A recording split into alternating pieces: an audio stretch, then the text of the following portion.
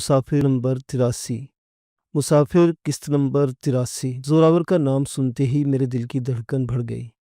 اس کی موجودگی علامتوں کو نہیں تھی مگر زود ہضم بھی نہیں تھی کیونکہ وہ نہایت سنگدل انسان تھا۔ لہجہ بھر میں ملتان کے نواحی مکان کا نقشہ میری آنکھوں کے سامنے لہرا گیا جہاں میں نے اس کی خباثت اور درندگی عروج پر دیکھی تھی۔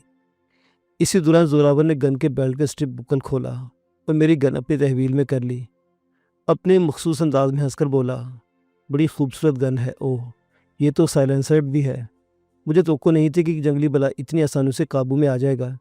اس کی طرف میرے بڑے حساب نکلتے ہیں بھٹی۔ اس کے ہاتھوں پر میرے جان سے پیروں کا خون چپکا ہوا ہے، دیکھنا اس کے روئے روئے میں آگ بھر کر اسے نچاؤں گا۔ میں کوئی جواب دے کر انہیں برانگیختہ نہیں کرنا چاہتا تھا، اس لیے خاموشی سے سنتا رہا۔ اوکھلی میں سر آ گیا تھا اور موسلے پوری قوت سے میرے سر پر سوار ہو چکے تھے۔ رفاقت کے ٹھہراؤ کو دیکھ مجھے یقین ہو گیا کہ اسے ابھی تک خیر محمد اور امانت کی موت کا علم نہیں ہوا تھا، وگرنہ وہ اتنا پرسکون نہ ہوتا۔ مگر یہ لا علمی زیادہ دیر برقرار رہنے والی نہیں تھی۔ اسے جس لمحے علم ہوتا وہ اسی پل مجھے چھلنی کر دیتا۔ اس کی آنکھوں کے تاثر سے میں نے یہ محسوس کیا کہ وہ نہایت عجلت پسند اور انتقامی ذہن رکھنے والا جوان تھا۔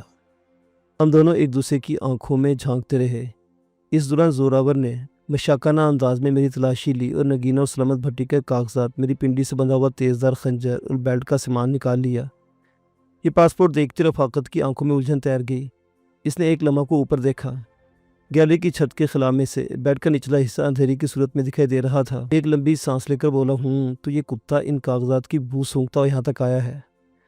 زوراور نے کوئی جواب نہیں دیا۔ وہ میرے داہنے پہلو میں کھڑا عجیب گھورتی نظروں سے مجھے دیکھ رہا تھا۔ اس کے ہاتھ میں سیاہ رنگ کا غیر معمولی بڑی جسامت والا ریوالور دبا ہوا تھا۔ اس کے ناک کو ناخن سے کھرچتے ہوئے بولا، بھٹی میں اسے سنبھالتا ہوں، تم جا کر امانت کا پتہ کرو۔ وہ یقین ہے کہ شہریار یہاں اکیلا نہیں آیا ہوگا، اس کے ساتھ اس سے بھی زیادہ خطرناک لوگ ہو گئے، ان سے امانت نمٹنے کی صلاحیت نہیں رکھتا۔ تمہیں پہلے بھی کہا تھا کہ اسے باہر نہ جانے دو۔ وہ یار کچھ نہیں ہوتا، تم امانت کو نہیں جانتے، وہ اس جیسے 10 کتوں کے لیے اکیلا ہی کافی ہے۔ بہرحال میں اسے نیچے اتارو، میں اس کا پتہ کر کے آتا ہوں۔ رفاقت کے لہجے کی رونت مجھے بڑی بری لگی مگر خاموش رہا۔ زوراور نے مجھے کالر سے پکڑ کر نیچے کھینچ لیا۔ میں نے خود کو سنبھال نہ لیا ہوتا تو پیروں کے بجائے کولوں کے بل سنگ مرمر کے فرش پر گرتا اور خاصی چوٹ پاتا۔ وہ مجھے بے دردی سے گھسیٹتے گیلری میں سیدھا چلتا گیا، پھر دائیں ہاتھ واقعی چھوٹے سے کمرے میں گھس گیا۔ کمرہ ساز و سامان سے عاری تھا۔ ایک دیوار کے ساتھ لٹکی آہنی زنجیروں اور مضبوط کلپس کو دیکھ کے میں حلق سے لمبی سانس خارج ہو گئی۔ وہ مجھے ٹارچر روم میں لایا تھا، بے دردی سے گھسیٹتا ہوا دیوار تک لایا اور کھڑا کر کے زنجیروں میں جکڑنے لگا۔ اس نے محض چند منٹ میں ہی ماہرانہ انداز میں مجھے یوں جکڑ دیا کہ میں انچ بھر حرکت کے قابل بھی نہیں رہا۔ تب مجھے احساس ہوا کہ مجھے لفٹ ماں تخت پر ہی ایکشن میں آ جانا چاہیے تھا اور دونوں سے دو ہاتھ کر لینا چاہیے تھے۔ اب بے بسی سے سوائے ان کے جلتے ہاتھوں کو دیکھنے اور اپنی چیخوں کو ہونٹوں کے پیچھے دبانے کے میں عملی طور پر کچھ کرنے کے لائق نہیں رہا تھا۔ میں نے اپنا خوف چھپاتے مسکرا کر کہا، زوراور تم مجھے جانتے ہو کہ مجھے میڈم نے یہاں بھیجا ہے۔ میں نے اس جملے میں نہ صرف اسے سمجھانے کی کوشش کی تھی کہ میں میڈم کے نزدیک کتنی اہمیت رکھتا ہوں، بلکہ یہ باور بھی کرایا تھا کہ اس کی حرکت میڈم کے نزدیک اعلان جنگ کی حیثیت رکھتی ہے۔ وہ چلا میں مجھے گھورتا رہا، پھر الٹے قدموں چلتا کمرے کے بس میں چلا گیا۔ تب مجھے معلوم ہوا کہ وہ نشے کی حالت میں تھا۔ ہاتھ لہرا کر بولا، واہ واہ، کیا ذکر چھیڑ دیا اس سرکش حسینہ کا، پر اس کا نخرہ اس کے قد کاٹ سے کہیں بڑا ہے۔ وہ سمجھتے کہ وہ دنیا کی سب سے حسین لڑکی ہے۔ ہائے، وہ غلط بھی تو نہیں سمجھتی نا، ٹھیک ہی تو سمجھتی ہے۔ پر جب میں تمہیں دیکھتا ہوں کہ نہ صرف مجھے اپنی جان سے پیارے یار موبی اور صفی یاد آ جاتے ہیں، میرے دل میں رقابت بھی جاگ اٹھتی ہے۔ چلو یہی ٹھیک سے ہی، آج یہ دونوں پرابلم حل ہو جائیں گے، نہ بانس رہے گا اور نہ ہی کبھی دکھ کی بانسری بجے گی۔ نشے کی وجہ سے بولتے بولتے اٹک رہا تھا، آنکھیں سرخن متورم تھی، جسم پر سستی مسلط تھی۔ اس کے باوجود اس کی خوخاری میں کمی واقع نہیں ہوئی تھی۔ وہ آسان نہیں تھا۔ میں نے کہا، میں نے تمہیں پہلے بھی کئی مرتبہ کہا ہے کہ میں نے موبی کو قتل نہیں کیا تھا۔ ہاں، صفی کا قتل میرے ہاتھوں ہوا، یہ الگ بات ہے، مگر اس وقت میری جگہ تم ہوتے تو تم بھی یہی کرتے۔ میں آج بھی کہتا ہوں کہ میری اور تمہاری کوئی دشمنی نہیں اور نہ ہی ہمارے مفادات ایک دوسرے سے ٹکراتے ہیں۔ پھر تم میرے بارے میں انتہائی انداز سے کیوں سوچتے ہو؟ ہاں میں سوچتا ہوں، انتہائی انداز سے، مگر میں کیا کروں، میری فطرت ہی ایسی ہے۔ اچھا چھوڑو اس پرانی کہانی کو، یہ بتاؤ تمہارے ساتھ سخی محمد آیا ہے پیا جی؟ میں نے ایک لمحے کو سوچا، پھر کہا، وہ دونوں بھی میرے ساتھ آئے ہیں۔ کیا مطلب؟ وہ بری طرح چونکا۔ تم کتنے لوگ یہاں آئے ہو؟ میرے توقع کے مطابق اس کی پیشانی پر فکر و تردد کی غماز لکیریں ابھر آئی تھیں۔ میں نے اسے مزید کھسکانے کی کوشش کی۔ ایک لڑکی سمیت 6 آدمی باہر موجود ہیں۔ لڑکی؟ ایک بار پھر ٹھٹکا۔ کیا رفاقت کی بیوی نگینہ بھی ساتھ ہی ہے؟ یس، امانت مارا جا چکا ہے۔ خیر محمد بھی۔ چھت پر 2 لڑاکے بینکروں میں موجود تھے۔ ان کی آخری رسومات سخی محمد نے سر انجام دی ہے۔ رفاقت کی قسمت بھلی ہوئی تو زندہ سلامت واپس آ جائے گا، اور اگر اس کے دن گردش میں ہوئے تو پیا جی یا فیروز کے ہاتھ لگ چکا ہوگا اور اس وقت عالم والا کی سیر کر رہا ہوگا۔ اس دوران میں نے غیر محسوس انداز میں اپنے ہاتھ پیروں کو حرکت دے کر محسوس کر لیا تھا کہ ان مضبوط آہنی زنجیروں سے گلو خلاصی میرے بس سے باہر تھی۔ میڈم نے نگینہ کے ساتھ کیوں بھیجا؟ یہ تو سمجھ میں آنے والی بات ہے۔ وہ بغیر کسی وجہ کے ریوالور مجھ پر تان کر سوچتے بولا، مگر تم اپنا کام مکمل کرنے کے بعد واپس جانے کے بجائے تہہ خانے میں کیوں آئے؟ یہ بات سمجھ میں نہیں آ رہی۔ میں نے براہ راست اس کی آنکھوں میں جھانکا تو کیا ہوا، میں سمجھا دیتا ہوں۔ ان پیپرز کی دستیابی کے بعد میڈم کا حکم مانتے ہوئے نوروز بھٹی اس کے دونوں بیٹوں کو ٹھکانے لگانا بھی باقی تھا، اس لیے یہاں آیا ہوں۔ کیا تم لوگوں کو معلوم تھا کہ میں یہاں ہوں؟ ہاں، مگر ہمیں نہیں، میڈم کو تمہاری آمد کا پتہ تھا۔ ہمیں میڈم نے حکم دیا تھا کہ تم سے مدبر ہونے کی صورت میں تمہیں نہ مارا جائے، چاہے میں تمہیں اڑا کر رکھ دوں۔ وہ استہزائی انداز میں ہنسا۔ میں نے اسپاٹ لہجے میں کہا، میڈم نے حکم دیا تھا کہ تمہیں ہر صورت زندہ رکھا جائے، اگر تم رکاوٹ بنو تو تمہیں زخمی کر کے اپنے ساتھ لایا جائے۔ کیا تمہیں کوئی ایسا شاہزور موجود ہے جو زوراور کو زخمی کر کے اپنے ساتھ لے جائے؟ اس نے بھڑک کر اپنا سینہ ٹھونکا۔ زوراور، ہمارا کھیل ختم ہونے والا ہے۔ پولیس یہاں سے خیر محمد کی لاش لے جا چکی ہے۔ اب وہ دن چڑھے یہاں آئے گی اور اپنی باقی ماندہ کارروائی کر ڈالے گی۔ دن چڑھنے میں دیر ہی کیا ہے، اور امانت مر چکا ہے۔ اب تب میں رفاقت بھی مرنے والا ہے۔ صبح ہوتے ہی تم ان 4 لوگوں کے قتل کے الزام میں دھر لیے جاؤ گے، اس لیے بہتر یہی ہے کہ ہماری راہ میں حائل ہونے کے بجائے اپنی خیر مناؤ۔ مجھے لگتا ہے کہ تم بہت بڑی مصیبت میں پھنسنے والے ہو۔ چونکہ وہ نشے میں تھا اور میرا پختہ لہجہ سچائی کا غمازی تھا، اس لیے وہ اندر سے ہل گیا۔ بظاہر لاپرواہی اور رکھائی سے بولا، کیا نگینہ بھی میڈم شکیلہ کا گینگ جوائن کر چکی ہے؟ ہاں، میں نے وثوق سے جواب دیا۔ ایسے میں کہیں دور سے فائر کی آواز سنائی دی۔ ہم دونوں چونک گئے۔ باہر حویلی میں 2 جانی دشمن موجود تھے، ایک دوسرے کے خون کے پیاسے تھے۔ ان میں سے ایک کام آ گیا تھا، کون، رفاقت یا نگینہ، یہ اندازہ نہیں کیا جا سکتا تھا۔ میں نے اپنا اندرونی اضطراب چھپا کر سنگین لہجے میں کہا، زوراور، جلد فیصلہ کر لو، تمہیں کیا کرنا ہے۔ مجھے مارنے کے بعد تم پیا جی، فیروز اور سخی محمد کا مقابلہ نہیں کر سکو گے۔ وہ مجھے مردہ حالت میں دیکھتے ہی میڈم کے حکم میں کچھ زیادہ پرواہ نہیں کریں گے۔ تم اس تہہ خانے کے رموز و اسرار کو نہیں جانتی، اس لیے بڑھ چڑھ کر بول رہے ہو۔ ان میں سے کوئی یہاں نہیں آ سکتا، حتیٰ کہ تم بھی ہماری مرضی کے بغیر یہاں نہیں آ سکتے تھے۔ تو میں کیا گیا؟ تم دہانہ کھولنے کی کوشش کر رہے تھے۔ ہم نے سوچا کہ تمہاری کوششوں کو سراہا جائے، سراہنے کے تمہیں نیچے بلایا۔ تم اس غلط فہمی میں ہو کہ تم نے مین وے کھولا ہے۔ میں نے کہا، تمہاری ان باتوں کے باوجود مجھے یقین ہے کہ پیا جی یہاں تک پہنچ جائے گا۔ اس نے ہونٹ چڑھائے اور نفی میں سر ہلایا۔ دیکھو زوراور، تمہارے بھٹیوں کا ٹنٹا نکل چکا ہے، رہا ان کا باپ، آج نہیں تو کل وہ بھی انٹا غفیل ہو جائے گا۔ کاغذات کا فکر نہیں، نئے بن جائے گے، ڈپلیکیٹ۔ یعنی ہمارا مشن مکمل ہو چکا ہے اور میرے مرنے سے کوئی فرق نہیں پڑے گا۔ میری سرد آواز نے اسے خیر منانے پر مجبور کر دیا۔ سوچ میں پڑ گیا۔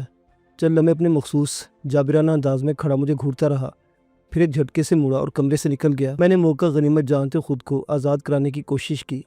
میرا بدن زنجیروں نے آکٹوپس کی طرح جکڑ رکھا تھا کہ پہلی کوشش میں پتہ چل گیا کہ ان سے رہائی ممکن نہیں تھی۔ میرے بازو دوہری بندش میں جکڑے ہوئے تھے اور زنجیروں کے تمام قفل میری پشت پر تھے، جن تک رسائی نہیں ہو سکتی تھی۔ ان کے کھلنے کے میکینزم کو سمجھا نہیں جا سکتا۔ کم بخت زوراور نے مجھے بے بس کر کے رکھ دیا تھا۔ وہ جلد ہی لوٹ آیا، میری آنکھوں میں آنکھیں ڈال کر غرایا۔ نے مجھ سے جھوٹ بولا؟ میں نے ٹھہرے ہوئے انداز میں کہا، نہیں تو دیکھ لو۔ دیکھ لیا۔ میں نے یقیناً تم سے کوئی جھوٹ نہیں بولا۔ اس کا ہاتھ چشمے زدن میں اٹھا اور ایک بھرپور تھپڑ میرے منہ پر پڑا۔ چپٹاخ کی زوردار آواز کے ساتھ ہی اس کے منہ سے گالیوں کو فوارہ اگل پڑا۔ ذرا دم لے کر بولا، سچ سچ بتاؤ ورنہ ابھی شوٹ کر دوں گا۔ میں اندر اندر کانپ کر رہ گیا۔ اپنے جون میں لوٹ آیا تھا۔ نہ جانے کون سا عمل اس کے اشتعال کا سبب بنا تھا، میں نہیں جانتا تھا۔ میں نے ہونٹوں پر زبان پھیری اور کہا، میں نے جو کہنا تھا کہہ دیا، اب تم نے جو کرنا ہے کھل کر کرو۔ اس نے ریوالور کی نال میری آنکھوں کے درمیان پیشانی پر رکھی، تھوڑا دباؤ ڈالا، دانت پیسے۔ میں نے آنکھیں بند نہیں کی، بلکہ بے خوفی کا مظاہرہ کرتے مسلسل اس کی آنکھوں میں جھانکتا رہا۔ اس کوشش میں میرے بدن کی آدھی جان ہوا ہو گئی۔ زوراور کی شکل میں بھیانک موت میرے سامنے تھی۔ جس کا ہاتھ روکنا اپنا دفاع کرنے کی مجھے نہیں تھی۔ اس کے انگلیوں پر لرزی مگر اچانک ہی کائے پلٹ گئی۔ اس کے چہرے پر سب درش تھی اور تناؤ ایک دم رخصت ہو گیا۔ ایک زہریلی مسکراہٹ اس کے لبوں پر ابھری اور اس نے بڑے انداز سے ریوالور ہٹا لیا۔ کسی تیز رفتار فلم کا ویلن دکھائی دیا۔ کچھ کہے بغیر میرے پہلو میں آیا اور زنجیروں کے لاک کھولنے لگا۔ میں سمجھ گیا کہ وہ باہر سے مجھے نہ مارنے اور میرے راستے میں حائل نہ ہونے کا فیصلہ کر کے آیا تھا اور محض میری سچائی کھوجنے کے لیے بن رہا تھا۔ چلا میں پہلے وہ میرے بیان کی حقانیت کو پرکھنے کے لیے مائل بتشدد دکھائی دیا تھا، وگرنہ سچ یہ تھا کہ وہ برے انجام سے خوفزدہ ہو گیا تھا۔ چند بعد میں آزاد تھا۔ میرے لبوں سے بے ساختہ نکلا، زوراور تمہارا شکریہ۔ مجھے یقین ہو گیا کہ جو جذبات تمہارے بارے میں میڈم شکیلہ رکھتی ہے وہی تمہارے دل میں بھی موجود ہیں۔ تم نے جذباتی ہونے کے باوجود اچھا فیصلہ کیا ہے۔ اس نے مسکرا کر کہا، نہیں یہ بات نہیں ہے، میں کسی کو نہیں، اپنے فائدوں کو مد نظر رکھ کر چلتا ہوں۔ آؤ میرے ساتھ۔ بندشوں کی وجہ سے اعضاء شل ہونے لگے تھے، خون کی روانی متاثر ہو رہی تھی۔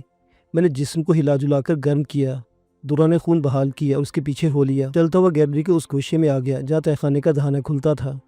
چھت کا وہ ٹکڑا جو لفٹ کی طرح نیچے آیا تھا اب چھت میں موجود تھا۔ اس کے نیچے اس کی حرکت کا مکمل میکنزم موجود تھا، جو 2 بڑے اسپرنگ شاکس، ایک بڑی الیکٹرک موٹر اور چند ملے جلے پرزوں پر مشتمل تھا۔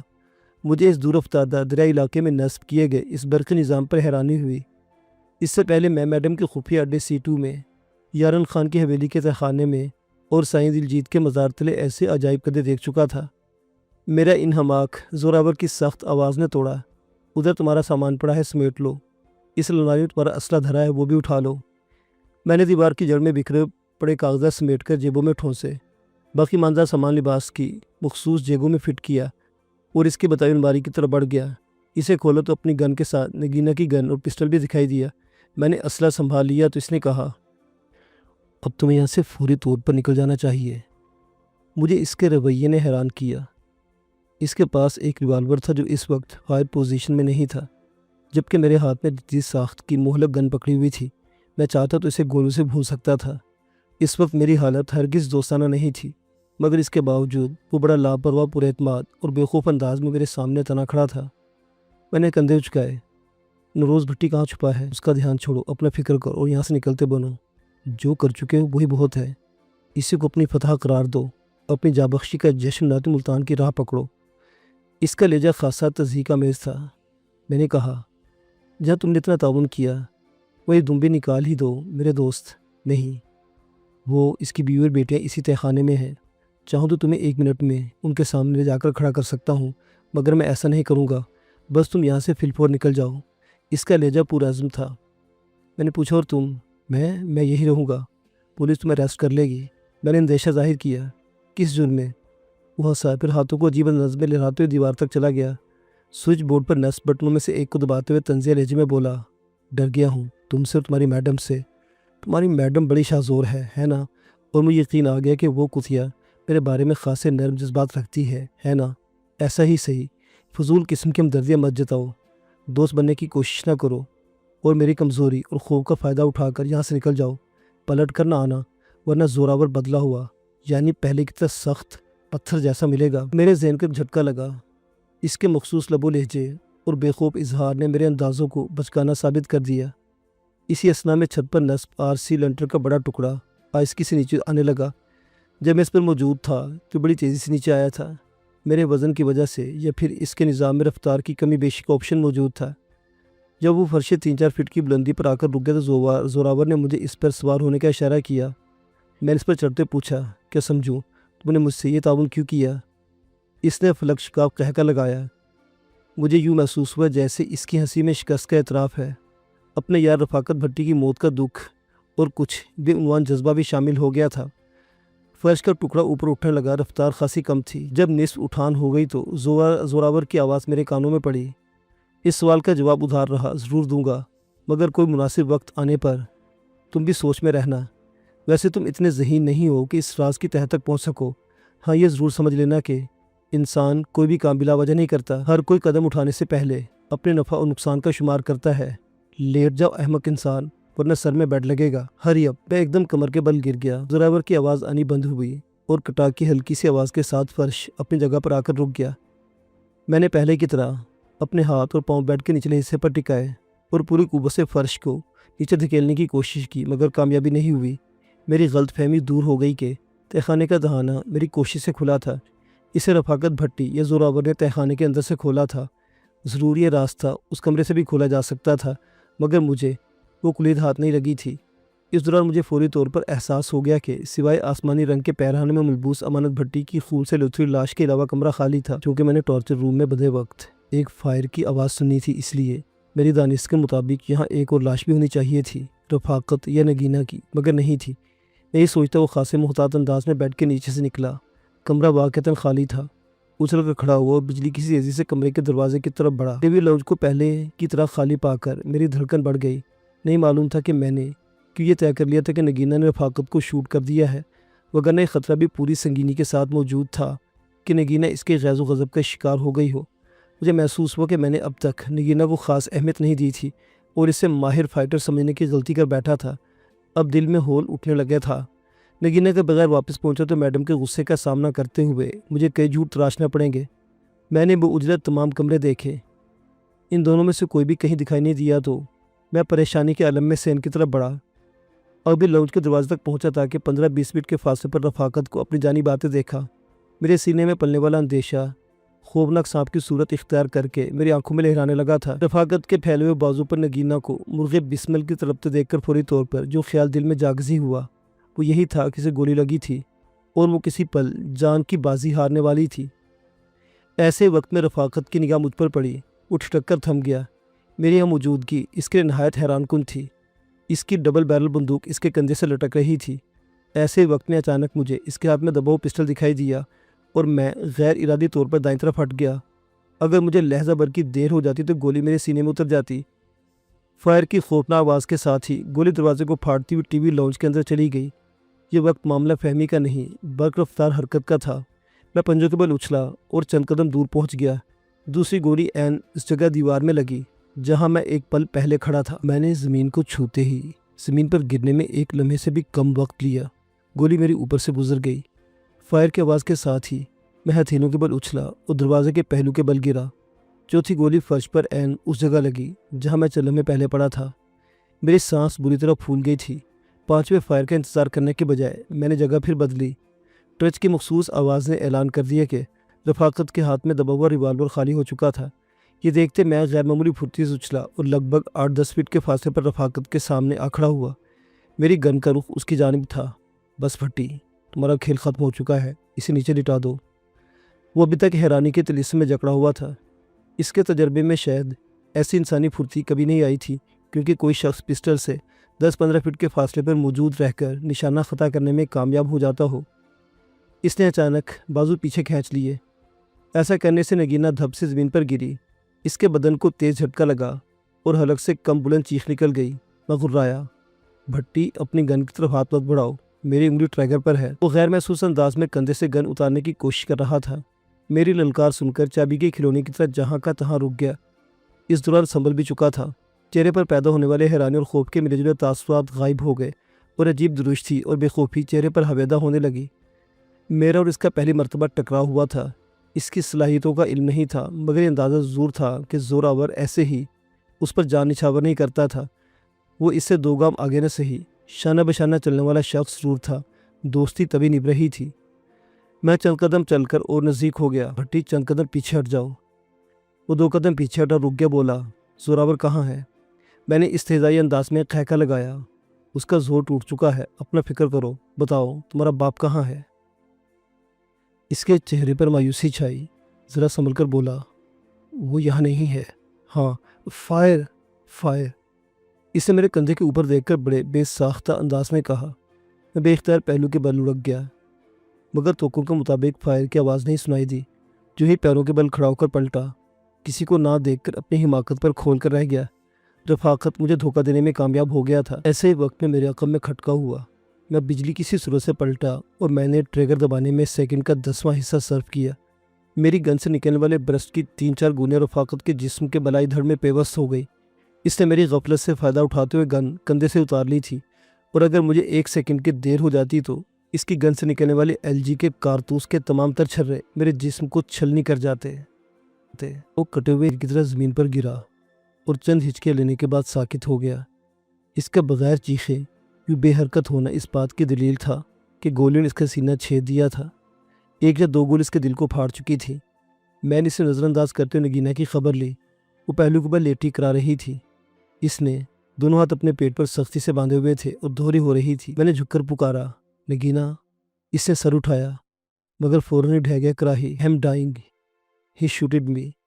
مجھے سمجھ نہ آئی کہ اسے گولی کہاں لگی تھی۔ میں نے پوچھا، کہاں گولی لگی؟ اس نے آنکھیں کھولی، سر اٹھانے کی ناکام کوشش کی، پھر اس کی گردن ایک جانب لڑک گئی۔ میں نے فوری طور پر سینے پر ہاتھ رکھا، دل دھڑک رہا تھا، نبض چل رہی تھی۔ میں نے اسے سیدھا کیا، زیادہ جہد نہیں کرنا پڑی اور پتہ چل گیا کہ اسے پیٹ میں گولی لگی تھی۔ اس کی شرٹ کا گلا حصہ خون سے تر تھا۔ میں نے ارد گرد دیکھا، پورچ یا کوئی گاڑی دکھائی نہیں دی۔ یہ غیر متوقع بات تھی۔ اتنی بڑی حویلی اور حویلی کے بدقماش مالکان کے پاس گاڑی کا نہ ہونا بعید از قیاس تھا۔ میں نے نگینا کو چھوڑا، کھڑا ہوا، ایک زوردار لات رفاقت بھٹی کے آڑے ترچے پڑے وجود کو رسید کی اور ٹی وی لاؤنج کی طرف بھاگا۔ کمرے میں آ کر تہخانے کا دروازہ کھولنے کی نو کوشش کی مگر ناکام ہوا۔ اضطراری انداز میں فرش کو ٹھونکا، مبادہ زوراور متوجہ ہو جائے، مگر کوئی رد عمل ظاہر نہ ہوا تو میں دانت پیس کر عمارت سے نکل آیا۔ مہمان خانے کی طرف جا کر گاڑی یا موٹر سائیکل تلاش کرنا فضول تھا کیونکہ میں پہلے اس طرف جا چکا تھا۔ وہاں میری مطلوبہ شے موجود نہیں تھی۔ میں ایک بار پھر عمارت میں گیا، پانی کا گلاس پھر لایا، چند چھینٹے نگینا کے چہرے پر مارے۔ وہ آ بھر کر ہوش میں آ گئی۔ گلاس کا لبوں پر لمس محسوس کر کے چند گھونٹ پی گئی۔ نقاہت بھری آواز میں بولی، "آئی ایم ڈائنگ سر." مجھے کچھ سوچ نہیں رہا تھا۔ رات کا گہرا اندھیرا رخصت ہو رہا تھا اور صبح کا ملجگہ اجالا وارد ہو رہا تھا۔ تب میں ہی صبح ہونے والی تھی۔ میں اس علاقے سے ناآشنا تھا اور قرب و جوار میں کوئی ایسی جگہ نہیں تھی جہاں زندگی کی بازی ہارتی نگینا کو لے جاتا، اس کے پیٹ میں دھنسی گولی نکلواتا۔ دیر ہونے کی صورت میں زہر پورے بدن میں پھیل سکتا تھا۔ اسے مرتے دیکھنا بھی سہانے روح تھا۔ ایسے وقت میں دوسری افتاد آن پڑی۔ میرے کانوں میں پولیس کے مخصوص سائرن گونجنے لگے۔ پولیس رات کا خطرناک پہر گزار کر پھر یہاں پہنچنے والی تھی۔ رات کی خون کی تلخی میں بدل چکی تھی اور میرا ذہن بحر بیکراں سے کوئی سوچ کھنگالنے کی جہت میں خطرناک رفتار سے ہاتھ پاؤں مار رہا تھا مگر مسلسل ناکام ہو رہا تھا۔ پولیس کے سائرن کی آواز قریب آ رہی تھی۔ مجھے کچھ نہ سوجا تو سر دست اس موقع محل سے دور چھٹنے کے لیے نگینا کو کندھے پر لادا، بھاگتا حویلی کے عقبی دروازے سے نکلا اور کیکر کے بالوں کے بیچ بنا تنگ راستہ عبور کر کے ناک کی سیدھ میں چلتا گیا۔ دائیں ہاتھ پر واقع آم کے وسیع عریض باغ کا ایک سرا اسی سیدھ میں 1 ایکڑ کے فاصلے پر اندھیرا کیے موجود تھا اور میں پولیس کی حویلی تک پہنچنے سے پہلے اس میں جا کر چھپ جانا چاہتا تھا۔ میں نرسی سے گزر کر چارے کے کھیت میں داخل ہو گیا۔ اونچی نیچے جگہ ہچکولا لگتا تو نگینا کے حلق سے کراہ خارج ہو جاتی۔ میرے بازو کا زخم بھی تکلیف دے رہا تھا جس کی سر دست مجھے کچھ زیادہ پرواہ نہیں تھی۔ ساری رات بے آرام اور بھوکا رہنے کی وجہ سے مجھ پر خاص نوع کی نقاہت طاری ہو رہی تھی اور نگینا کا بمشکل 50 کلو گرام کے لگ بھگ وزنی وجود اس وقت بھاری لگ رہا تھا۔ چونکہ حویلی سے 1 لاش اٹھائی جا چکی تھی، 4 لاشیں بھی موجود تھیں جو دن کے اجالے میں پولیس کو بغیر کسی مشکل کے نظر آنے والی تھی، اس لیے پولیس سے کسی رعایت کی توقع ابز تھی۔ ایک تجسس یہ بھی ذہن میں ہلکولے لے رہا تھا کہ دیکھا جائے کہ پولیس اور زوراور کیا رد عمل ظاہر کرتے ہیں، مگر یہ دیکھنے کے لیے قریب رہنا یا حویلی کے اندر جانا ممکن نہ تھا۔ بھلا ہوا کہ میں پولیس کی حویلی تک پہنچنے سے پہلے باغ میں گھس گیا۔ نگینا کو ایک درخت کے تنے کے ساتھ ٹیک لگا کر بٹھایا تو زیادہ کراہنے لگی۔ پیٹ دورہ ہونے سے اس کی تکلیف میں اضافہ ہو گیا تھا۔ میں نے اپنی پھولی ہوئی سانسوں کو معتدل کیا، ہانپتے وجود کو سہلایا، چلنے اس کے پاس بیٹھا رہا، پھر اس کو حسب سابق اٹھا کر دوسرے کندھے پر ڈالا اور تیز تیز قدموں سے درختوں کے بیچ چلنے لگا۔ میں نے پوچھا، نگینا کیا تم جانتے ہو اس طرف کون سا گاؤں ہے؟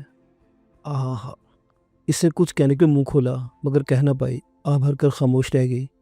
میں نے اس سے مزید پوچھنا مناسب نہیں سمجھا اور اپنی رفتار ممکنہ حد تک بڑھا لی۔ ایک اور اندیشہ سانپ کی طرح ذہن میں کلبلانے لگا۔ اس وقت جوان اور زخمی لڑکی کو اٹھائے، اسلحہ سے لیس مشکوک حلیے میں کسی کی نظروں میں آنا بہت خراب اور نقصان دہ نتائج کا شاخسانہ بن سکتا تھا۔ مجھے اس حالت میں کوئی بھی دیکھ لیتا تو پکڑ لیتا یا ڈر جاتا تو فوراً پولیس کو اطلاع دینے بھاگ کھڑا ہوتا۔ دیہاتی بعض اوقات وہ رد عمل بھی ظاہر کر دیتے ہیں جن کی ان سے توقع نہیں کی جا سکتی۔ بھینس کی طرح جس سے ڈرتے ہیں اسی پر حملہ بھی کر دیتے ہیں۔ راستے کے متوازی بغیر سستائے چلتے ہوئے میں کوئی 1 کلومیٹر کا فاصلہ طے کر گیا اور تھک کر رک گیا۔ میں کئی باغ عبور کر آیا تھا۔ کئی کھیتوں کی شبنم سے گھٹنوں تک پینٹ گیلی ہو گئی تھی۔ صبح کا اجالا پھیلنے لگا تھا۔ کاشتکار بیدار ہو کر کھیتوں کا رخ کرنے والے تھے۔ ایسے حالات میں میرا کسی کی نظروں میں آئے بغیر سفر جاری رکھنا ممکن نہیں تھا۔ ایک ہی احساس بھی بڑا تکلیف دہ تھا، کہ میں ناچار ملتان اور شجاباد سے لمحہ بلمحہ دور ہوتا جا رہا تھا، جو نگینا کی زندگی کے لیے بہتر نہیں تھا۔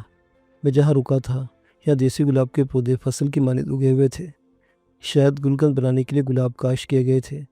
ٹہنیاں ننے ننے کانٹوں سے بھری ہوئی تھی۔ یہ ایک کبڑ کا کھیت تھا جسے عبور کر کے ہی میں دوسری طرف جا سکتا تھا۔ بائیں ہاتھ ایک آدھے ایکڑ کے فاصلے پر راجباغ والا راستہ تھا، جبکہ دائیں ہاتھ تحت نگاہ فصلیں اور آم کے باغات دکھائی دے رہے تھے۔ ابھی تک کوئی رہائشی عمارت دکھائی نہیں دی تھی۔ میں نے نگینا کو نیچے لٹایا تو اپنا بدن نہ سنبھالتے ہوئے لڑک گئی، بے ہوش ہو گئی تھی۔ اسے ہوش میں لانے کی کوشش بے سود تھی، اس لیے خالی خالی نظروں سے اسے دیکھنے لگا۔ اپنی غلطی کا احساس ہوا۔ میں نے اس کی شرٹ اوپر کھینچی، زخم دیکھا۔ دائیں پہلو میں پسنے کے نیچے خون میں چھپا ہوا زخم موجود تھا۔ میں نے اپنی پھٹی بنیان سے مزید پٹی اور ایک ننھا سا گولا بنایا، گاز کو زخم پر رکھ کر پٹی کو کس کر باندھ دیا۔ ایسے ہی وقت میں مجھے اس احساس ہوا کہ نگینا اس قدر خوبصورت جسم کی مالک تھی، جس قدر انسان زیادہ سے زیادہ کسی جاگتے ہوئے حسن کے بارے میں سوچ سکتا ہے۔ اس کا بدن گلاب کے پھول کی طرح نازک اور جلد ریشم کی طرح ملی تھی۔ کینیڈا کے ماحول اور موسم نے اس کی جلد کو غیر معمولی حد تک سفید اور سرخ بنا دیا تھا۔ موت کسی گہری بے ہوشی میں لپٹا ہوا چہرہ بھی محض خوابیدہ دکھائی دے رہا تھا۔ میں چند لمحوں سے زیادہ اسے بغور نہ دیکھ سکا اور اپنی توجہ آئندہ کے لاہے عمل پر مرکوز کرنے کے لیے دوسری طرف دیکھنے لگا۔ کچھ دیر سستانے کے بعد میں نے نگینا کو ایک مرتبہ پھر اٹھا کر کاندھے پر ڈالا اور راجباغ والے راستے کی طرف چل دیا، کیونکہ بے تحاشا کانٹوں کی وجہ سے گلابوں کی اتنی چوڑی پٹی کو عبور کرنا ممکن نہیں تھا۔ راجباغ والے راستے پر ابھی آمد و رفت کا سلسلہ شروع نہیں ہوا تھا، مگر ہونے والا تھا۔ میں نے تیز تیز قدموں سے اندازے کے مطابق اتنا فاصلہ طے کیا کہ گلابوں کا کھیت عبور ہو کر تو راستہ چھوڑ کر فصلوں میں چلنے لگا۔ ایسے وقت میں مجھے ایک کاشتکار کی آواز سنائی دی، اپنے جانور سے مخاطب ہو کر پیار بھری گالیاں دے رہا تھا۔ اکیلے میں زمیندار اپنے پالتو جانوروں سے بہت سی باتیں کرتے ہیں، وہ بھی کر رہا تھا۔ میں نے نگینا کو فصل میں لٹایا اور جلدی سے راستے کی طرف بڑھ گیا۔ ایک چوڑے تنے والے درخت کے پیچھے کھڑے ہو کر دیکھا۔ راستے پر ایک بیل گاڑی چلی آ رہی تھی۔ اس کا رخ بستی سمن کی جانب تھا۔ سفید رنگ کے بڑے کوہان والے دیسی نسل کے بیل کو ایک ادھیڑ عمر مرد ہانک رہا تھا اور اس سے محو کلام بھی تھا۔ قریب آئے تو میں ارد گرد دیکھ کر درخت کے پیچھے سے نکل کر سامنے آ گیا۔ اس نے مخصوص انداز میں آواز نکال کر بیل کو روکا اور حیرانی سے مجھے دیکھ کر بولا، اوئے جوانا، خیر تو ہوئی، لہو لہان تھی ابدائیں۔ بیل رک گیا۔ میں نے قریب پہنچ کر عمودی حلیے والے کاشتکار کو سرائیکی میں مخاطب کیا، لالا مشکل میں ہوں، مجھے بتاؤ ادھر کوئی قصبہ ہے؟ میرا اشارہ اس طرف تھا جس طرف سے وہ آ رہا تھا۔ اس نے مجھے سرتاپا بغور دیکھا، آنکھوں میں تشکیق کے سائے لہرائے بولا، پر خیر تا ہے؟ میں نے جھنجھلاہٹ کا مظاہرہ کرتے ہوئے کہا، خیر ہوتی تو میں اس حال میں تمہیں دکھائی دیتا، خیر نہیں ہے، میں جلد از جلد کسی قصبے پہنچ کر ہسپتال یا تھانے جانا چاہتا ہوں۔ اس نے بلا وجہ ارد گرد دیکھا، بولا، ادھر کوئی 4 میل پر بیٹ صلاح والی کا پتہ آتا ہے، دریا پار کر کے علی پور شہر جایا جا سکتا ہے۔ دریا سے علی پور کا فاصلہ میرے علم میں تھا۔ میں نے مایوسی سے کہا، نہیں لالا، کوئی اور راہ دکھاؤ، میں علی پور نہیں پہنچ سکتا۔ مگر تم دیکھنے میں ٹھیک ٹھاک ہو، یہ خون کہاں سے نکلا ہے؟ میں نے بازو کی طرف دیکھا، اپنا لباس دکھایا۔ نگینا کے زخم سے رسنے والے خون نے میرا لباس تر کر دیا تھا۔ میں نے کہا، پٹی باندھنے سے پہلے اس زخم سے خون نکلا تھا۔ اس نے یقین کیا ہی نہیں، سر کو تفہیم انداز میں ہلایا اور کہا، ولاڈاس، تیرے کی تھے، میں کیا کر سکتا ہوں؟ تم مجھے کسی مقامی ہسپتال میں پہنچا سکتے ہو، اپنے اس گڑھ پر جتنا کہو گے میں اتنا کرایہ دوں گا۔ گڑھ مقامی زبان میں ریڑھی کو کہا جاتا ہے۔ اس نے نفی میں سر ہلایا، نہیں، مجھے نوروز خان کے ڈیرے پر جانا ہے۔ اس نے کل شام کو مجھے اللہ صبح ڈیرے پر پہنچنے کا حکم دیا تھا، پہلے ہی خاصی دیر ہو گئی ہے، ناراض ہوگا۔ میرے حلق سے طویل سانس نکلی۔ وہ یہ نہیں جانتا تھا کہ نوروز بھٹی کے ڈیرے کی حالت اب وہ نہیں رہی تھی کہ اس سے باز پرس کی جاتی۔ میں نے کہا، لالا، یہ زندگی کا معاملہ ہے، تم اگر نوروز خان کی ڈانٹ ڈپٹ برداشت کر لو تو ایک زندگی بچ جائے گی۔ سچ کہتا ہوں، میں اور میری بیوی ادھر آ رہے تھے، راستے میں ڈاکو مل گئے، انہوں نے ہمیں گولیاں ماری اور ہماری کار لے کر رفو چکر ہو گئے۔ میری بیوی زندگی اور موت کی کشمکش میں ہے۔ اس کی آنکھیں فرتے حیرت اور خوف سے پھیل گئی، ہکلا کر بولا، تیری زال کتھا ہے؟ میں نے اشارہ کیا، اسے کچھ دکھائی نہیں دیا۔ بولا، تم مجھے کرایہ کتنا دو گے؟ میں نے کہا، 100 روپیہ۔ اس نے نفی میں سر ہلایا۔ میں نے جلدی سے اپنی بتائی ہوئی رقم دوگنی کر دی۔ اس نے پھر نفی میں سر ہلایا، بولا، یہاں سے صلاح والی ہسپتال 4 میل دور ہے، میں اگر تمہیں وہاں چھوڑنے جاتا ہوں تو پھر خان کے رقبے پر دہاڑی نہیں کر سکوں گا۔ دہاڑی 300 روپے ہے، تم مجھے 500 دو تو میں خان کی ناراضی مول لے سکتا ہوں۔ میں نے مادگی ظاہر کر دی۔ وہ اترتے ریلی سے اترا اور بیل کی لگام پکڑ اسے موڑنے لگا، بولا، जवान अपने जाल को नहीं घेरना, फसलें बेच गाड़ना वैसी। मैंने आफियत की सांस लो भागकर नगीना के पास आया। इसे उठाकर दौड़ता हुआ गढ़ के पास पहुंचा। इसे उठाए वापस आया, रेड़ी पर सीधा लिटा दिया। बैल की लगाम थामे खड़े कोचवान ने अपनी पकड़ी उतार कर मेरी तरफ उछाल दी। क्यों काजड़े जवान, ए वे पर्दगी तो ना थी वे ना, शोधी बाचता वैसी ना। इस सवाल का जवाब मेरे पास नहीं था। तुम्हारी मेहरबानी लाला, पहले तो आस नहीं थी, अब दिल को आस लग गई है कि अस्पताल पहुंच जाएगी और बच भी जाएगी। मैंने इसकी पगड़ी को खोला और नगीना पर फैला दिया। वो काफ़ी हद तक छुप गई। देहाती के इशारे पर मैं रेड़ी पर नगीना से जुड़कर बैठ गया। इसने बैल को हुश्कारा, चंद कदम इसके साथ चला, फिर मखसूस अंदाज में उछल के रेड़ी की नुक्कड़ पर टिक गया। गाहे गाहे गर्दन घुमाकर मुझे उस पैद रंग की मैली पगड़ी में छुपी नगीना को देख लेता। जब बैल अपनी रफ्तार पकड़ चुका तो वो बोला, जवान कहाँ रहते हो और इधर किसके पास आए थे? मैं इस दौरान एक झूठी कहानी घड़ चुका था। बोला, हम दोनों मियाँ बीवी सरकारी नौकरी करते हैं, सरकार के हुक्म पर प्राइमरी स्कूलों को चेक करते हैं। हमें शिकायत मिली थी कि इस इलाके में एक स्कूल ऐसा है जिसके हर टीचर ने स्कूल के अंदर अपनी रहायश खोली हुई है और बच्चों को सर्दी गर्मी में खुली जगह पर बिठाता है। इसे रात को चेक करना ज़रूरी इसलिए हम आधी रात के बाद इसे चेक करने आए थे, मगर रास्ता भटक गए, इधर आ निकले। चंद लोग बंदूकें लेकर रास्ते पर खड़े थे। उन्होंने हमसे गाड़ी छीन ली, मेरे जाल के तमाम जेवर भी उतार लिए। हम दोनों को गोलियां मारकर अपनी तरफ से मुर्दा करके फेंक गए। इनके जाने के बाद मैं अपनी बीवी को उठाकर इस तरफ चल दिया। आगे तो मिल गए। मैंने इसे बड़े पुरएतमाद अंदाज में यकीन दिलाया कि मैंने जो कहा था वो सच पर मबनी था। वो अनपढ़ मालूम होता था, ऐसे लोग जल्द यकीन कर लेते हैं। इसने भी यकीन कर लिया। तासुब भरे अंदाज में अनदेखे डाकू को इस तरह कोसता रहा जैसे उसके सामने कतार बांधे खड़े हों। रास्ता नाहमवार था, रीढ़ी खोज कोले लग रहे थे। चंद झटकों ने नगीना की बेहोशी को तोड़ दिया। वो किराहने लगी। मैंने चेहरे से थोड़ा सा कपड़ा हटाया, तकलीफ के आसार देकर पिचकारा, फिक्र ना करो नगीना, हम थोड़ी देर बाद अस्पताल पहुंच जाएंगे जहां तुम्हारा इलाज होगा और तुम ठीक हो जाओगी। इसकी आंखों में तकलीफ के साथ साथ हैरानी उभरी। बोली, वेयर आई एम, ये दरख्त पीछे क्यों जा रहे हैं? मुझे समझ नहीं आ रही थी कि वो किस चीज़ पर सवार थी। मैंने कोशिश की कि इसे अंग्रेज़ी में समझाऊं। हम बैलगाड़ी पर हैं और अस्पताल की तरफ जा रहे हैं। 3-4 मील का सफ़र है। मैं अटक अटक कर बोल रहा था क्योंकि अंग्रेज़ी बोलना मेरी मश्क में शामिल नहीं था। वो मेरी बात समझ गई। मैंने मज़ीद कहा, जैसे भी मुमकिन हो हम दोनों अंग्रेज़ी में बात करेंगे ताकि रेड़ी बान को हमारी गुफ्तगू की समझ ना आए। इसने होले से सर हिलाया, फिर कराही। रेड़ी बान ने हैरत भरी नज़रों से मुझे देखा। वो समझा कि मैं बहुत पढ़ा लिखा हूँ। पूछा, साईं तेरी जाल अंग्रेज़ नहीं है? मैंने कहा, हाँ। क्या ये रेड़ी मज़ीद तेज़ नहीं चलाई जा सकती? इसने कहा, तेज़ तो चलाई जा सकती है पर जंप ज़्यादा लगेंगे और तुम्हारी बीवी को तकलीफ़ होगी। हम 15-20 मिनट तक सरकारी अस्पताल पहुंच जाएंगे, फिक्र न करो। अभी सूरज तुलू नहीं हुआ था मगर रास्ते पर इक्का दुक्का काश्तकार दिखाई देने लगे। वो अपने मामूल के कामों पर निकले हुए थे। जो मैं देख लेता वो हैरान हो जाता और आंखों में रेड़ी बांध से दरियाफ्त करता कि ये क्या माजरा है। वो वाल डसे सा कहकर टाल देता। तफसील बताने का वक्त नहीं था। इसका नाम मुराद अली था। देहाती रवायत के मुताबिक मुरादा कहलाता था। कम गो था, शायद हमसे मरूब भी था क्योंकि इसने मज़ीद कोई सवाल नहीं किया था और ना ही रवायती चब ज़ुबानी से काम लिया था। वो अपने तवज्जो हमसे हटाकर बड़ी खुशगलोई से ख्वाजा फरीद की कॉफ़ी गाने लगा। इसका गला अच्छा था, मंजा हुआ गुलकार लग रहा था। सुबह के पुरस्कून माहौल में इसकी आवाज़ बहुत दूर तक जा रही होगी। ऐसे वक्त में जब वो काफ़ी का एक मिसरा बार बार गाने लगा था, मुझे अपने बाएं हाथ पर नगीना की गिरफ्त महसूस हुई। चौंका, देखा वो अपना एक हाथ ज़ख्म पर रख कर अपनी बड़ी बड़ी और चमकदार आंखें मुझे बगौर देख रही थी। चेहरे पर सब तकलीफ़ के आसार कुछ कम हो गए थे। मैंने अंग्रेज़ी में पूछा, क्या बात है, तुम कुछ कहना चाहती हो? वो बोली, क्या रफ़ाकत और अमानत मर गए हैं? मैंने इस बात में सर हिलाया। क्या मेरा चचा भी हलाक हो गया है? मैंने इसे तसल्ली देने की खातिर झूठ बोला, हाँ वो भी ख़त्म हो गया है। और कागजात? इसके चेहरे पर एकदम तकलीफ़ के आसार महव हो गए और कल्बी खुशी हवेदा होने लगी। वो मेरे पास महफूज है। क्या मैं बच जाऊँगी? मुझे पेट में सख्त दर्द हो रहा है। क्यों नहीं, ज़ख्म इतना बड़ा नहीं है। ये गलत था।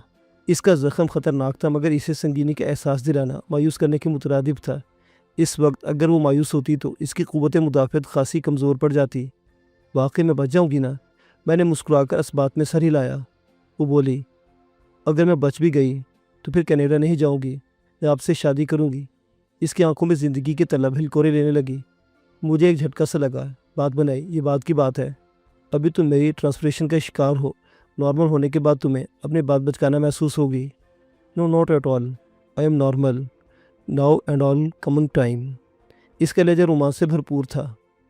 محبت جذباتی ہوتی ہے، تمہاری عمر بھی ایسی ہے، مگر شادی کا فیصلہ جذباتی انداز میں نہیں کیا جاتا۔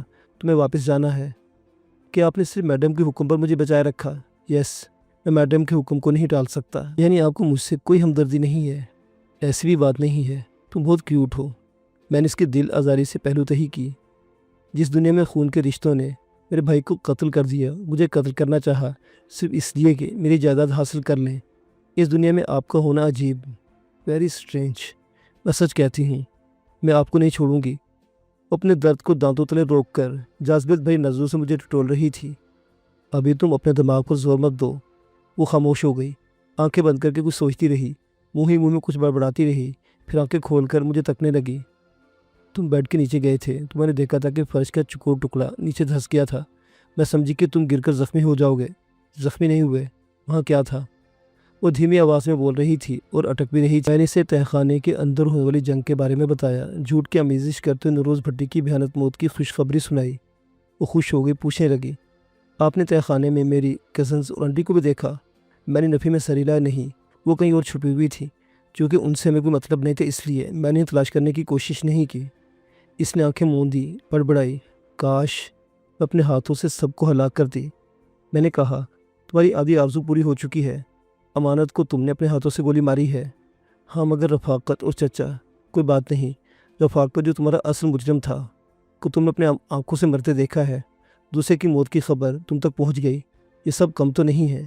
وہ تو ٹھیک ہے، مگر اس نے ہونٹ بھینچ لیے، ایسے میں دو ننھے ننھے آنسو اس کی پلکوں پر لرزے۔ میں نے اپنا ہاتھ اس کی گریب سے نکالا، آنسو پوچھے کہا، غم نہ کرو، تم نے اپنے بھائی کا بھرپور انتقام لے لیا ہے، اب اس کے لیے آنسو مت بہاؤ۔ وہ سسکی بولی، آئی لو یو شہریار۔ وہ سسکی بولی، آئی لو یو شہریار، آپ نے میرا دکھ غلط کر دیا، آپ میرے محسن ہو، میں آپ کو میڈم شکیلا کو کبھی بھول نہیں پاؤں گی، آئی لو یو۔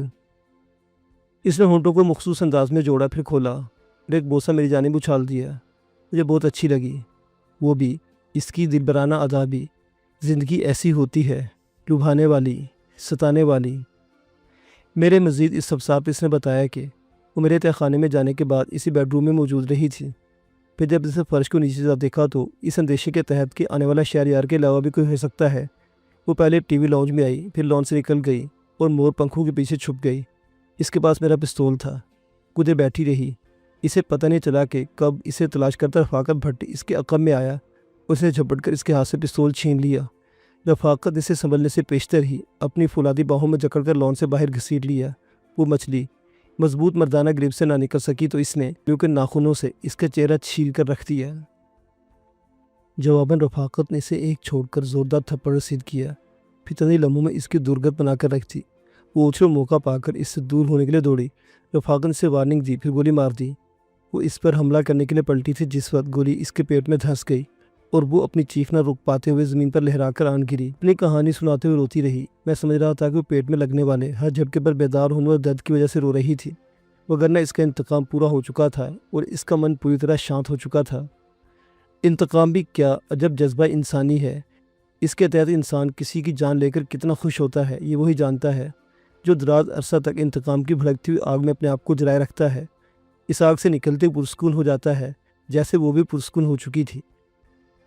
میں نے اسے خاموش رہنے کا اشارہ کیا اور اپنی توجہ پولیس کے سائرن کی طرف مرکوز کی۔ چونک گیا، ابھی تک خاموش رہنے والے سائرن پھر کیوں بیدار ہو گئے تھے، کان لگائے۔ محسوس ہوا جیسے سائرن کی آواز دم بدم قریب ہوتی جا رہی تھی۔ یہ خطرناک بات تھی۔ میری بے چینی کو نگینہ نے بھانپ لیا، آنکھوں کو مستبصر ہوئی۔ میں نے پوچھا، میں سائرن کی آواز سے پریشان ہوں، کیا پولیس قریب آ رہی ہے؟ اس نے پریشان ہو کر دریافت کیا۔ ریڈیوبان مرادے کے کانوں میں سائرن کی آواز اور نگینہ کے منہ سے نکلے ہوئے لفظ پولیس پڑا تو پلٹ کر بولا، چلو اچھا ہوا کہ پولیس ادھر آ رہی ہے، کسی ذریعے سے پولیس والوں کو تمہارے ساتھ ہونے والی واردات کا علم ہو گیا ہوگا۔ میں نے اس کے بعد نظر انداز کی پوچھا، ہسپتال کتنی دور ہے؟ اس نے بتایا، 1-1.5 میل تو ہوگا ہی، اگر پیدل چلے تو اس سیدھ میں فرلانگ بھر کے فاصلے پر واقع ہے۔